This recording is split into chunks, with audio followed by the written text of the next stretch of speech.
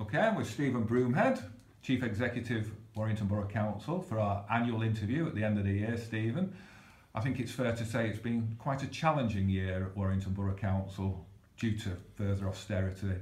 Yeah, austerity has been a challenge, but you can get consumed by that and know the cost of everything and the value of nothing. We've tried to innovate, be creative, try and do things differently, take appropriate risks, and think about balancing our budgets in a different way. So it is a challenge. If you lose 40% of your income, which is what's happened over the last few years here, you do have to think about doing things differently. And that's put service pressures for our citizens, our businesses. But I think we're trying to do all that in a positive way and take it in our stride. You're saying you're trying to do things in a positive way. Can you highlight some positive things that you've been doing? Well, bringing more jobs to Warrington, more investment. Omega's coming on stream. We're rebuilding the town centre. Tall screen cinemas coming, whole regeneration of the town. Our educational performance is very good. We have virtually 90% of our schools in this town who are now good or outstanding in Ofsted scores. So there's lots of really good things going on. With the council, people always remember the negatives, not the positives. And most people think this is a good town to live, work and play. Unfortunately, the media always tend to hook themselves onto the negative stories, as you're probably well aware over the years. And the library situation has been the real hot potato this year. I don't want to preempt anything that's going to be decided at the executive board when it comes up for discussion there. But do you actually believe there will be library closures in Warrington? I think we'll re-engineer all the provision of a library. I mean, what is a library in 2017 to what a library was, say, 10 years ago? We know that people visiting libraries and borrowing books has declined.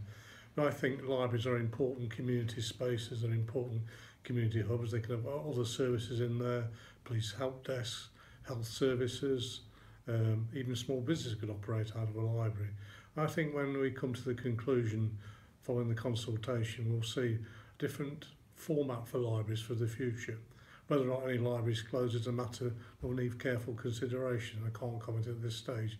But I've been really struck by the forceful opinions that have come through the community about the value that people focus on for their own library in their own community.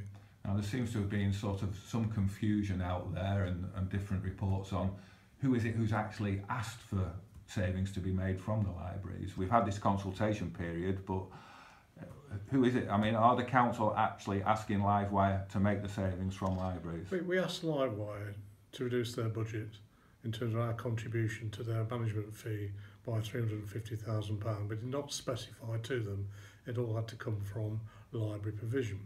Livewire have decided that's one route they want to take in terms of consultation, but the ink is not dry, no decisions have been reached, and as I said in my earlier answer to your question, Gary, libraries in 2017 will have a different function perhaps they did even last year or 10 years before.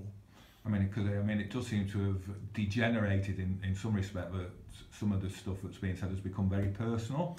Yeah, I regret that. It has become personal, and it's not personal at all. We're trying to think through what the best future is for the space which is called a library. Books and availability of books will remain very, very important.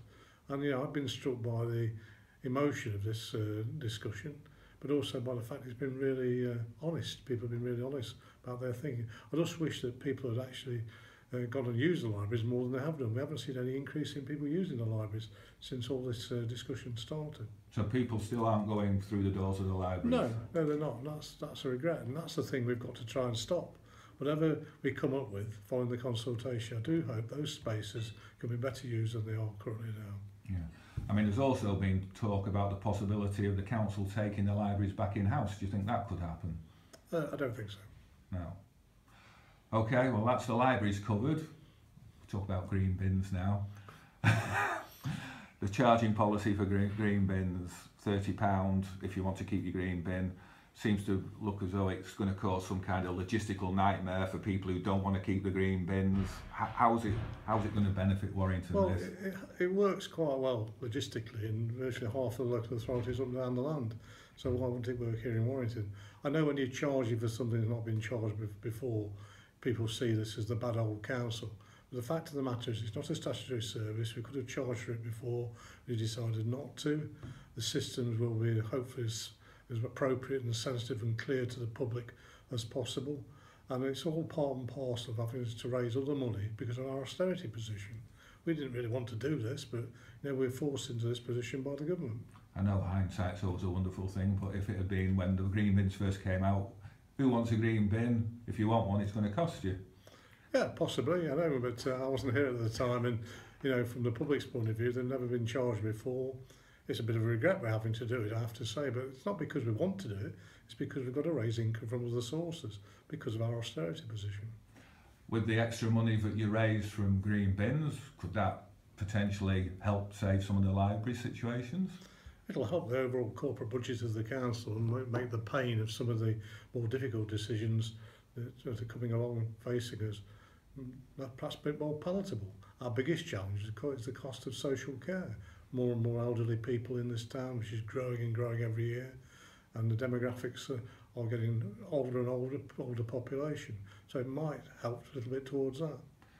Are there any more cutbacks coming in the future in your crystal ball? We've got to look at everything. We're more interested in looking at how we can innovate and create additional income coming into the council, not always by doing it through the public, by making investments. We have investments in the money market, we have investments in land and property. That's the way we've got to try and manage this. It's a bit like a community business now. We have to take an entrepreneurial, enterprising approach to what we do at the council. How many staff have you lost over the last year? Last year we've lost about 100 staff. Right, and next year do you predict to lose any more? We're not at that stage where we can say how many people are going to go, but there'll be some services that will be delivered in a different way and some services that may cease. So sadly, yes, there will be some natural wastage here. Because we've been talking about cutbacks and austerity and savings for several years now. How much more meat is left on the bone? I'm at the bone actually, and I'm going into the bone if I'm truthful, but I'm trying to do this without it paralysing the town and paralysing the services that we offer. I think it's important that we try and continue to deliver the services that people need and want in this town in a way and a standard which is of a good standard.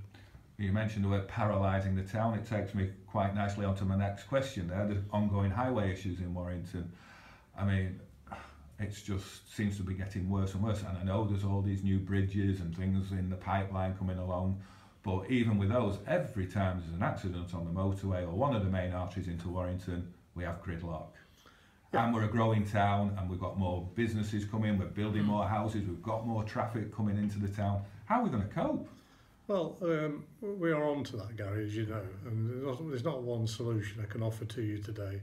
But all I can tell you is we are a growing town. With that, we've been successful in being able to gain additional investment from other sources for a new high-level bridge, for improvements on the motorway junctions, Junction 8, Junction 11 on the M62.